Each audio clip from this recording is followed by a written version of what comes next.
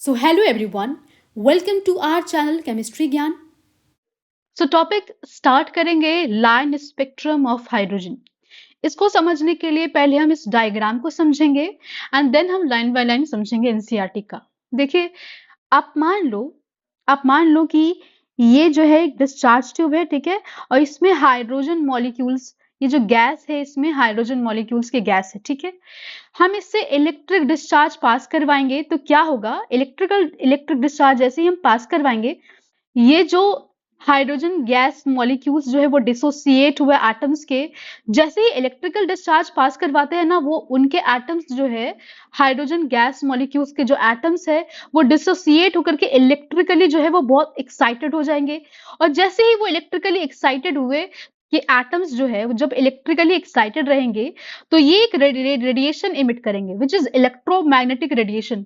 तो ये क्या करेंगे, एक इलेक्ट्रोमैग्नेटिक रेडिएशन इमिट करेंगे अलग अलग फ्रीक्वेंसीज के, जिसको हम लोग इस स्पेक्ट्रम पे देखेंगे। ये हमारे स्पेक्ट्रम पे हमें दिखेगा, अलग अलग फ्रीक्वेंसी के इलेक्ट्रोमैग्नेटिक रेडिएशन हमें देखने को मिलेंगे, ठीक है।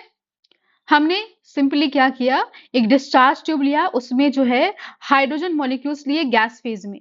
जैसे ही इलेक्ट्रिक डिस्चार्ज यहां से पास करवाते हैं तो ये जो है गैस मॉलिक्यूल्स dissociate होते हैं atoms में, and now they are electrically excited, so they will emit electromagnetic radiation which will pass through this prism, and this electromagnetic radiation is of different frequencies, ठीक है। अलग अलग फ्रीक्वेंसी के जो है ये इलेक्ट्रोमैग्नेटिक रेडिएशन इमिट करेंगे ये हाइड्रोजन एटम्स, और हमें ये स्पेक्ट्रम में देखने को मिलेगा अलग अलग कलर से। देखो, तो क्या होता है ना कि अलग अलग साइंटिस्ट ने अलग अलग सीरीज ऑफ लाइन को डिस्कवर किया, और जिन्होंने डिस्कवर किया उन सीरीज का नाम उन्हीं साइंटिस्ट पर रखा गया, ठीक है। So, let's start the topic now. तो the topic is line spectrum of hydrogen. बहुत इंपॉर्टेंट टॉपिक है इस चैप्टर का। देखो, when electric discharge is passed through gases hydrogen, the H2 molecule dissociate and energetically excited hydrogen atom produced emit electromagnetic radiation of discrete frequencies. यहां पर हो ये रहा है, जब आप इलेक्ट्रिक डिस्चार्ज पास करवाते हो हाइड्रोजन गैस के थ्रू, तो H2 मॉलिक्यूल क्या हो जाता है, डिसोसिएट हो जाते हैं और वो एनर्जेटिकली एक्साइटेड हो जाते हैं हाइड्रोजन एटम्स, और फिर वो प्रोड्यूस करते हैं इलेक्ट्रोमैग्नेटिक रेडिएशन, वो भी डिस्क्रिएट फ्रीक्वेंसीज के। क्या हुआ, जब आपने इलेक्ट्रिक डिस्चार्ज पास करवाया एक गैसियस हाइड्रोजन से, तो H2 मॉलिक्यूल डिसोसिएट हो गए। अब वो जो है हाइड्रोजन एटम्स डिसोसिएट हो गए मॉलिक्यूल एटम्स में, और ये एनर्जेटिकली एक्साइटेड हो गए, और इन्होंने इमिट किया इलेक्ट्रोमैग्नेटिक रेडिएशन अलग अलग फ्रीक्वेंसी के, डिस्क्रिएट फ्रीक्वेंसी के, ठीक है। Hydrogen spectrum consist of several series of lines named after the discovers.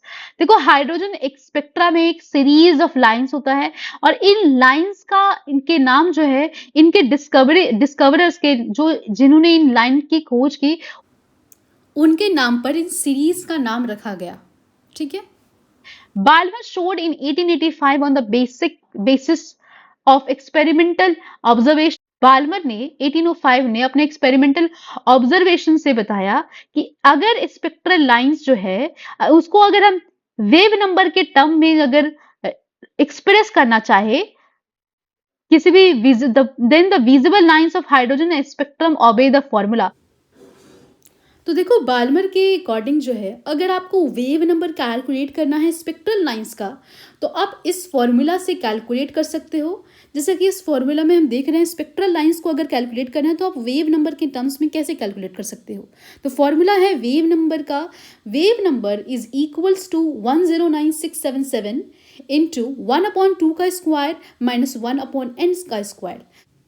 और यहाँ 2 इसीलिए है क्योंकि बाल्मर सीरीज जो है वो सेकेंड सीरीज से बिलोंग करता है। तो यहाँ पर n इज इक्वल्स टू 3 तब यूज करेंगे जब हमें इस हाइड्रोजन स्पेक्ट्रम के फर्स्ट लाइन का जो है वेवलेंथ निकालना हो, ठीक है। तो तब हम वहां पर 3 यूज करेंगे इस n के जगह पर।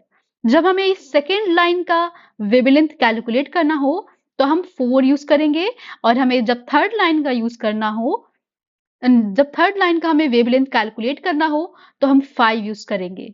And we know one thing कि 1 upon wave number is equals to 1 upon lambda. So आप यहां से इस वेव नंबर से वेवलेंथ कैलकुलेट कर सकते हो। और हमने पढ़ा भी था wave number is inversely proportional to wavelength. तो ये जो है फॉर्मूला दिया गया था बाल्मर के द्वारा, जहां की जिसमें ये जो n है ना वो एक इंटीजर इक्वल टू और ग्रेटर देन 3 है, that is n is equal to 3 4 5। ये जो n है n का वैल्यू 3 होगा या 3 से ज्यादा होगा, ठीक है। Series of lines described by this formula called Balmer series. जो सीरीज के लाइन डिस्क्राइब किए गए इस फॉर्मूले से उसको बोलते हैं हम Balmer series. Balmer series of lines are the only lines in the hydrogen spectra which appear in the visible of electromagnetic spectrum। देखो बाल्मर सीरीज के ही लाइन जो बस एकमात्र ऐसे हाइड्रोजन स्पेक्ट्रम के लाइन थे जो विजिबल रीजन में लाई कर रहे थे, इलेक्ट्रोमैग्नेटिक स्पेक्ट्रम के विजिबल रीजन में जो है लाई करते हैं। कौन से? बाल्मर सीरीज वाली लाइंस। उसके बाद जो है जोन्स रेबर्ग उन्होंने नोट किया कि ये जो बाल्मर ने फॉर्मूला दिया है इसमें हल्का सा चेंज अगर करे तो ये फॉर्मूला जो है सारे सीरीज ऑफ लाइन जो है हाइड्रोजन स्पेक्ट्रम उसके लिए एप्लीकेबल हो जाएगा।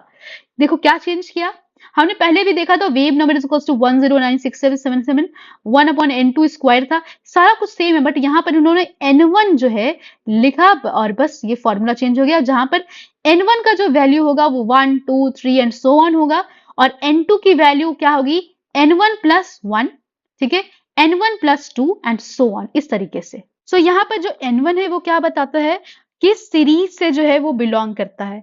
मतलब कि n1 अगर 1 है तो वो लेमन सीरीज से बिलोंग कर रहा है, n1 अगर 2 है तो वो बाल्मर सीरीज से बिलोंग करता है, n1 अगर 3 है तो वो पास्चन सीरीज से बिलोंग करता है, ठीक है।